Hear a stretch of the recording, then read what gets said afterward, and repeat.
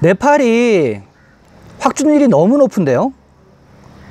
10월 10일 확진율이 27.8%까지 올라갔습니다. 보통 15% 넘으면은 커뮤니티 감염이 이루어지고 있다라고 이렇게 얘기를 하는데, 지금 네팔 같은 경우는 검사 수에 27.8%가 나오고 있어요. 문제가 좀 큰데요. 안녕하십니까, 자TV 최일수입니다. 10월 12일 네팔 소식 전하는 시간 갖도록 하겠습니다. 가장 먼저 코로나 브리핑 해드리겠습니다. 앞서 말씀드렸다시피 지금 확진율이 굉장히 올라가고 있습니다. 검사 수가 별로 안 되는데도 거기에 확진율이 많다 보니까는 숫자가 되게 많아요. 지금 10월 12일 하루 동안 4,047명의 신규 확진이 떴거든요. 그래서 지금 현재 네팔은 11만 1,802명의 신규 확진자를 보유하고 있고요. 지금 카트만두 밸리 같은 경우는 총 2,283명이 늘었습니다. 2,283명이 늘으면서 현재 누적 확진자 수는 43,869명 기록하고 있고요. 카트만두가 기록적으로 나왔습니다. 또 1888, 박타푸르가 118, 그리고 랄리푸르가 277. 내일 정도에 한번 제가 다시 한번 그 활성환자, 카트만두 밸리 활성환자를 좀 체크해 봐야 될 것 같습니다. 거의 뭐 2만 명 육박할 것 같은데요. 지금 일일 확진자의 또 56%, 거의 뭐 반 이상이 그 카트만두에서 뜬다 그랬죠. 56%가 카트만두 밸리에서 뜬 겁니다. 이렇게 하다 보니까 지금 500명 이상 있는 디스트릭트가 더 늘어났어요. 지난번에 8개였다가 지금 10개로 늘어났습니다. 제가 불러드리겠습니다. 모랑 디스트릭트, 순서리 디스트릭트, 카트만두, 박타푸르, 랄리푸르 디스트릭트, 치투안 디스트릭트, 머칸푸르 디스트릭트, 방케 디스트릭트, 루판다히 디스트릭트, 수르켓 디스트릭트. 되게 익숙한 이름들이시죠. 10개로 늘어났습니다. 그리고 그 반대로 활성이 제로였던 데가 되게 많았었잖아요. 사실 4개, 5개까지 됐는데 하나밖에 안 남았습니다. 지금 그 늘어나는 게 딱 이렇게 보여요. 그 지도만 딱 봐도 빨간 데가 점점 늘어나고 있고 제로였던 연두색이 없어지고 있습니다. 지금 머낭 한 군데만 제로고 무스탄까지 확진자가 발생을 했습니다. 그래서 지금 손 놓고 있으면 안 될 것 같은데 네팔은 지금 어떻게 갈지 모르겠습니다. 사망자 총 9명이 나왔습니다. 여성 2명과 남성 7명이 나왔는데요. 여성 2명을 먼저 보면은 카트만두 71세, 치투안 40세, 남성 7명입니다. 순사리 37세, 순사리 89세, 순사리 90세, 카트만두 63세, 카트만두 67세, 랄리푸르 50세, 루판다히 74세. 밸리 사망자가 4명 나왔죠. 되게 나이 많이 드신 분들이 잘 돌아가시고 있습니다. 완치자 하루 동안 1,473명 나왔습니다. 신규 확진자 대비 완치자가 적게 나오니까 회복률이 자꾸 떨어져요. 그래서 지금 완치된 사람 총 누적수는 77,277명인데 회복률은 69.1%로 떨어졌습니다. 70% 가까스로 갔다가 다시 또 떨어지고 있는 형편이에요. 계속 시소타기 하고 있습니다. 그래서 지금 활성화 케이스가 33,880명입니다. 근데 대부분 여기서 반 이상이 지금 카트만두 밸리에 있다고 말씀을 드렸죠. 내일 정도에 제가 한번 활성화 케이스 카트만두 밸리에 얼마나 되는지 한번 체크를 해보도록 하겠습니다. 보건부에서 활성화 케이스를 매일 발표를 안 해요. 어쩔 때는 지도를 딱 그려갖고 지역별로 활성화 케이스를 갖다가 다 숫자로 표기를 하는데 대부분 지금 그걸 잘 안 하고 있습니다. 일을 열심히 안 하시는 것 같아요. 지금 이 33,880명 중에서 집에 격리되어 있는 사람이 거의 2만 명 육박합니다. 19,957명, 거의 2만 명 가까운 사람들이 집에 있고요. 나머지 13,923명만이 시설, 병원이나 호텔에서 지금 치료를 받고 있습니다. 그런데 지금 사망자가 계속 많아지는 거 보니까 그 중증 환자가 점점 늘어나는 것 같습니다. 지금 현재 ICU실에 들어가서 집중 치료를 받는 사람이 279명이고요. 산소호흡기가 많이 늘었어요. 그러니까 자가호흡이 불가능한 사람이 많았나 봐요. 지난번에 계속 체크할 때마다 30명대였는데 지금 67명이에요.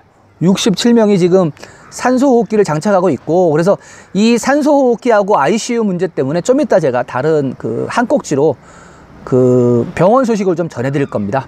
그래서 그거는 좀 그때 좀 더 자세하게 이야기하는 걸로 하고요. 검역소는 145명이 늘었습니다. 145명이 늘으면서 4,686명 기록 중입니다.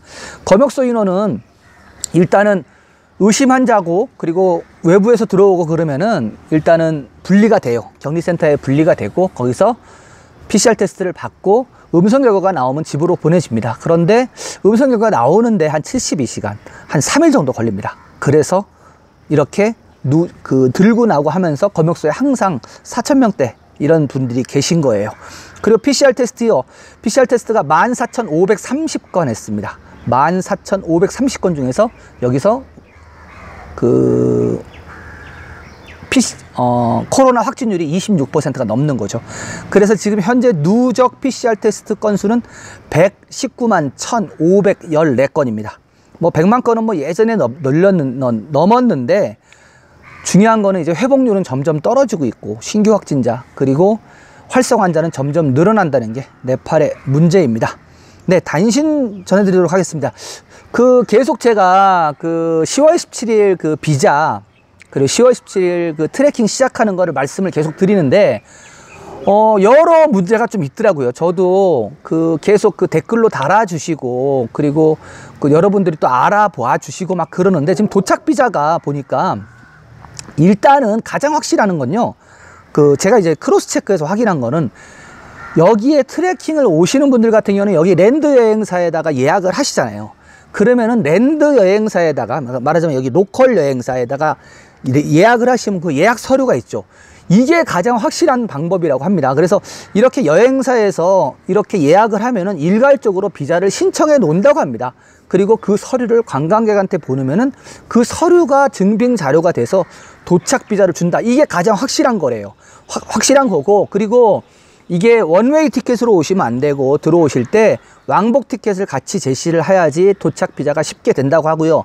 지금 문제가 뭐냐면은 이렇게 트레킹 오시는 분들 말고 뭐 룸빈이나 뭐 치투안이나 그냥 카트만두에 계실 분들 그리고 원래 비자가 있는 분들 이런 분들이 지금 확인이 안 됐어요. 확인이 안 됐는데 이게 지금 아직도 명확하지 않아요. 다 지금 말씀이 다 다르고 그리고 대사관에서도 잘 몰라요. 이 부분을 대사관에 문의를 했는데 옛날 거를 얘기를 해요. 옛날 거를 호텔에서 7일 격리해야 되고 이런 얘기를 하고 있어요. 그러니까 이게 지금 네팔 전체가 지금 되게 혼란스럽다고 제가 말씀드렸는데 여전합니다. 그래서 확실한 거는 10월 17일 까봐야 알겠지만은 만약에 트래킹이 아닌 걸로 만약에 오신다고 하면은 좀 알아보셔야 합니다. 일단은 제가 생각하는 거는 한국에 네팔 대사관이 있잖아요. 네팔 대사관에 전화를 하셔가지고 내가 이러해서 가려고 하는데 갈 수 있느냐 이렇게 확인하는 게 가장 중요할 것 같습니다. 지금 여기 네팔에 있는 한국 대사관에는 지금 폐쇄 상태잖아요.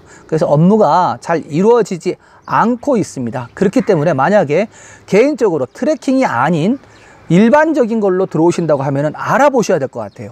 저도 이것저것에 알아봤는데 말이 다 다릅니다. 그리고 일반 관광객, 말하자면 그냥 들어와서 그냥 도시에 머무는 사람들에 대한 얘기는 사실 뉴스에 나오질 않았거든요. 그래서 대부분 추측성 그런 어떤 판단밖에 못 하는데 명확하지가 않습니다. 그래서 만약에 17일 이후에 비행기를 빨리 타고 들어오신다고 하면은 네팔 대사관에 확인을 하실 것을 좀 권고를 드립니다.